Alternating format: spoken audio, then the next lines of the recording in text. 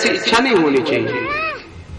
हमें कुछ प्राप्त करना है ऐसी इच्छा है तो उसमें कोई बुराई भी नहीं।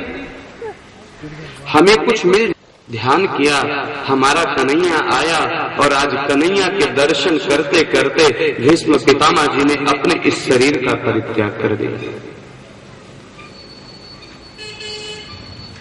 आपको पता है कितना भी धर्मात्मा व्यक्ति हो, कितना भी धर्मात्मा व्यक्ति हो, अगर वो छोटा सा भी अपराध करता है तो उसको दंड जरूर मिलता है। सूत जी महाराज से सोनकादि ऋषि ने एक प्रश्न कर दिया कि महाराज ये हमें बतावे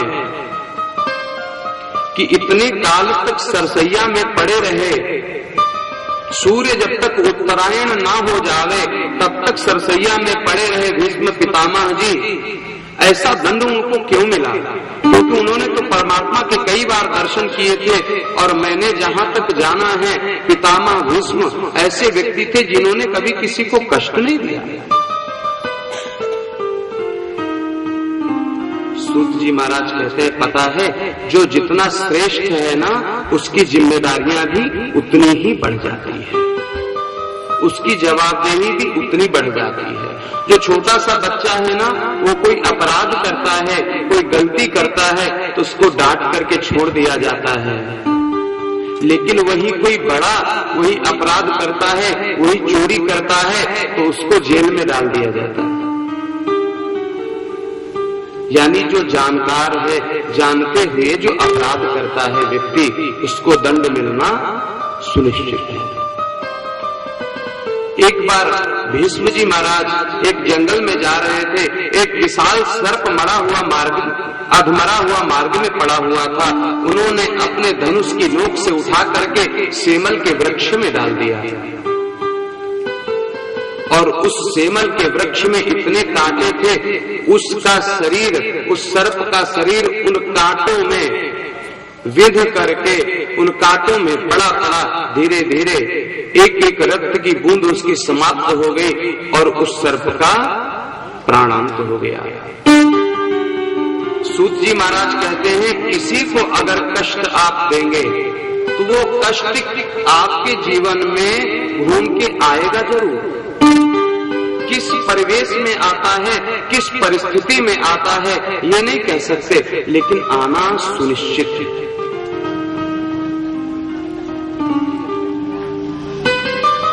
सूत जी महाराज कहते हैं सोनकादि ऋषियों, जब एकाग्र चित्त होकर के हम कथा का श्रवण करते हैं, भगवान के नाम का संकीर्तन करते हैं, उनकी शरण में चले जाते तो पता है क्या होता है, हमें फिर उनकी चिंता नहीं रहती है, वो हमारी चिंता करने लगते हैं। हाँ। जब आपने सारी चीजें किसी को समर्पित कर दी तो करके चल न दे।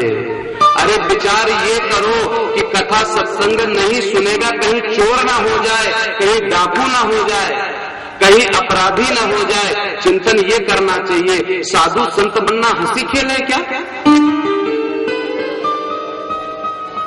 आप समझते हैं कि संत बनना, साधु बनना कोई हंसी खेल है? कितने प्रतिबंध होते हैं। गेरुआ वस्त्र पहन लिया, मुफ्त की खाने लग गए, इसी का नाम अगर संत है तो वो संत नहीं हो सकता। कि जाओ स्वस्थ हो जाओ, उस व्यक्ति के जीवन में कभी रोग नहीं आया। जाओ आपके पुत्र हो जाए, उसको संतान हो गई, लेकिन वो संत जिसको व्याधि हो गई, जो चल नहीं सकता, जिसके शरीर में असह्य पीड़ा है, तो ध्यान में आता है कि जब वो दूसरों को ठीक करते हैं तो उनको रोग कैसे हो गया, इसका मतलब वो संत नहीं थे। अपने ध्यान में तुरंत ऐसे तर्क वितर्क करते हैं ना अपने, और ना उन्हें कुछ चाहिए होता है। आप एक चीज देखते हैं, जब जब आप किसी को छोड़ करके आगे बढ़ेंगे वो व्यक्ति आपके पीछे आ जाएगा। जब तक आप उसको पकड़ने का प्रयास करेंगे वो आपसे दूर जाएगा। अब प्रेम करिए, मोह नहीं करिए। मोह आपको परेशानी में डालेगा। प्रेम तो करना चाहिए, प्राणी मात्र से प्रेम करो। आज महाराज भीष्म जी ने पांडवों को सुंदर उपदेश दे करके अपने शरीर को छोड़ दिया और पांडव आकर के अपने साम्राज्य को संभाले हैं। कितना दिव्य साम्राज्य चलता है। आपको बताऊं, कोई भी व्यक्ति भूखा नहीं है।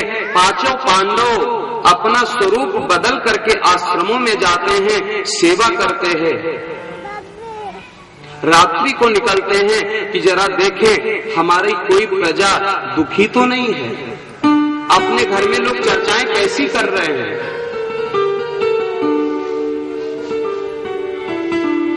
इस प्रकार से राज्य की सत्ता को चलाते हैं। आजकल के राजसत्ता के लोग आते हैं ना, तो 50 हारने वाले पहले आ जाते हैं। लेकिन पांडव उसके बाद भी क्या करते हैं, कहते हैं कि हरि की कृपा से ही हमको कुछ प्राप्त हुआ है। इतनी बड़ी सेना की महाभारत के समय अगर ठाकुर मेरे साथ नहीं होता, मेरा कन्हैया मेरे साथ नहीं होता, मेरा गोविंद मेरे साथ नहीं होता, तो आज हम विजय श्री नहीं प्राप्त करते। अगर वो गीता का उपदेश नहीं देता तो हम विजय श्री को प्राप्त नहीं करते। प्राप्त कैसे कर सकते हैं, जब तक हम आधार, और परमात्मा कहते हैं कि तुम एक काम करो, सिर्फ मुझे अपना नौकर बना लो, मुझे अपना सारथी बना लो। अपने ड्राइवर को आप सही रखो। आपके शरीर का जो मालिक है ना, जो आपके शरीर को चलाने वाला है, अगर परमात्मा को आप बना लेंगे तो जिस प्रकार से महाभारत में अर्जुन ने सारथी बन करके इस महान भीषण युद्ध पे विजय प्राप्त की, आप इस जीवन से कृतार्थ हो सकते हैं। लेकिन अपने शरीर को चलाने के लिए हम बाह्य आडंबर को ओढ़ते हैं। जितना आप बाह्य आडंबर को ओढ़ेंगे, उसको बचाने के लिए, उसको बनाने के लिए आपको और आडंबर ओढ़ना पड़ेगा, तो वास्तविक जीवन में आप आ जाएंगे। वास्तविक जीवन क्या है? वास्तविक जीवन यही है कि जिसने हमको जन्म दिया है वो हर क्षण मेरी खबर रखता है, हर क्षण मेरे साथ है, लेकिन बस देखने की बात है कि हमारा कनेक्शन उससे जुड़ता नहीं है। ये महाभारत का जो युद्ध है, ये प्रत्यक्ष हुआ वो बात अलग है। आपके मन में भी महाभारत का युद्ध चलता है। धर्म क्षेत्रे कुरुक्षेत्रे समवेता युत्सवाः मामकाः पांडवा शैव किम कुर्वत संजय। धृतराष्ट्र ने कहा, गीता का पहला अध्याय, पहला श्लोक, कि ये जो धर्म क्षेत्र कुरुक्षेत्र है, यहाँ समान रूप से हमारे और कौरवों के पुत्र स्थित हैं। वहां पर संजय क्या हो रहा है, जरा मुझे बताओ। देखिए, युद्ध की जो विभीषिका होती है, मुंबई तक अगर आप बाई प्लेन भी जाएंगे तो 2.5 घंटे लगेंगे, कम से कम 2.5 घंटे लगेंगे, और मन को जाने में 1 सेकंड नहीं लगता। एक संत ने कहा कि मन से बड़ी गति किसी की नहीं है।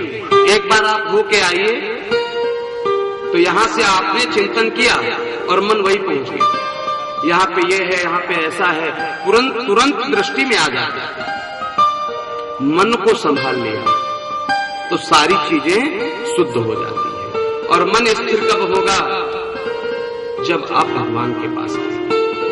बाहर के लोग आपको, समाज में रहना है तो सामाजिक व्यवहार करना है, लेकिन जिसने हमको समाज में स्थापित किया है, जिसने हमको जीने के लायक बनाया है, उसको हमें भूलना नहीं चाहिए।